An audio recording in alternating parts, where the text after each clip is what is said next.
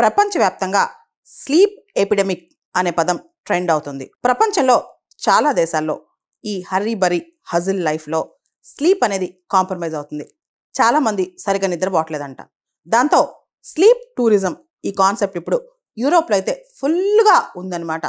దీనిలో చాలా దేశాల్లో ప్రత్యేకంగా కొన్ని ఫెసిలిటీస్ కూడా కల్పించారు. ప్రపంచంలో wellness tourism industry worth $800 billion అయితే, అందులో స్లీప్ టూరిజం వర్తే దాదాపు $400 బిలియన్ అంట. అంత పెద్ద ఇండస్ట్రీ ప్రమోట్ అవుతుంది. దీన్నే స్లీప్ టూరిజం అంటున్నారు. అసలేంటి స్లీప్ టూరిజం? చాలామంది వర్క్ ప్రెషర్ వల్ల లేదా నైట్ షిఫ్ట్ల వల్ల ఇతరత్ర కారణాల వల్ల సరిగా నిద్రపోరు. కనీసం 7 నుంచి 8 గంటలు రోజుకి పడుకోవాలి. లేకపోతే ఆ ప్రెషర్ అంతా బాడీ మీద పడుద్ది. దాంతో రకరకాల ఎయిల్మెంట్స్ వస్తూ ఉంటాయి అన్నమాట. దాంతో స్పెషల్గా నిద్రపోవడానికి ఒక టూరిజం అనమాట. వెళ్ళి పడుకోవడమే. ఆ టూరిజంలో రకరకాల ప్రొఫెషనల్స్ కూడా మనకు సపోర్ట్ చేస్తూ ఉంటారు. మనం శ్వాస ఎలా తీసుకోవాలి, యోగా, మెడిటేషన్, రకరకాల ఎక్సర్సైజెస్, ఇదే అదే మొత్తం మనం హ్యాపీగా నిద్రపోవడానికి వాళ్ళు మనకి అసిస్ట్ చేస్తూ మన క్వాలిటీ ఆఫ్ లైఫ్ని పెంచడానికి ట్రై చేస్తారు. లాస్ట్ ఇయర్ బిల్ గేట్స్ గారు కూడా ఒక ఇంటర్వ్యూలో ఒక మాట చెప్పారు. నేను యూత్లో ఉన్నప్పుడు చాలా తక్కువ పడుకునేవాడిని, కానీ ఇప్పుడు అలా కాదు. దాదాపు 7 నుంచి 8 గంటల పాటు రోజు నిద్రపోతున్నాను. దానివల్లే నాకు చాలా సమస్యలు సాల్వ్ అయిపోయాయని చెప్పి ప్రపంచంలోనే అత్యంత కుబేరుడు బిల్ గేట్స్ కూడా చెప్పుకొచ్చారనమాట. స్లీప్ అనేది ప్రతి మనిషికి చాలా అవసరం. మన సర్కేడియన్ రిథం అంటే ఏ టైంలో మనం ప్రాపర్గా నిద్రపోతాం అనేది రోజుకి ప్రాపర్ స్లీప్ సైకిల్ ఉండాలన్నమాట. లేకపోతే మన బాడీ ఫంక్షనింగ్ దెబ్బతింటుంది.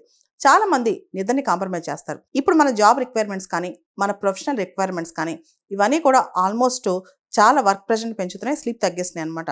చాలామంది రోజుకి 15-16 గంటలు పనిచేసి 5-6 గంటలు కూడా పడుకోవట్లేదు. ఆ పడుకున్నప్పుడు కూడా ఇంటరప్షన్స్ బాగా వస్తున్నాయి. ముఖ్యంగా యాంగ్జైటీ రావటం, మధ్యలో మెలకు వచ్చేసి ఏదో ఆలోచన రావటం, ఇవన్నీ జరుగుతుంటాయి అనమాట. ఇలాంటి స్లీప్ డిస్టర్బెన్స్ నాకు కూడా రెగ్యులర్గానే వస్తూ ఉంటుంది. దానికోసం నేను కొన్ని టిప్స్ పాటిస్తున్నాను అనమాట. నేను పడుకునేటప్పుడు నా ఫోన్ ఫ్లైట్ మోడ్లో పెడతాను. నిద్ర లేసేదాకా అది ఆన్ చేయను. ఎందుకంటే చిన్న మెసేజ్ వచ్చినా, ఏదైనా వైబ్రేట్ అయినా డిస్టర్బ్ అవుతాం కాబట్టి ఫోన్ కంప్లీట్గా ఫ్లైట్ మోడ్లో పెట్టుకోవడం బెస్ట్.